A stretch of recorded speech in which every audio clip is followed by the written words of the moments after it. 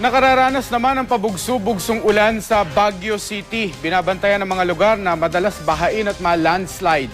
Makibalita tayo kay Haji Rieta. Haji.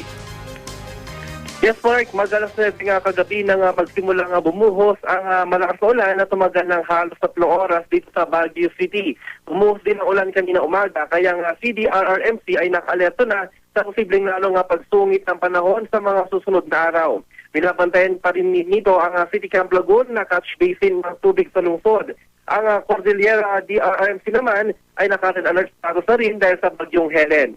Inabiso na nito ang mga nasakupang lugar para sa mga preemptive evacuation, lalo na ng mga nakatira sa mga landslide-prone area.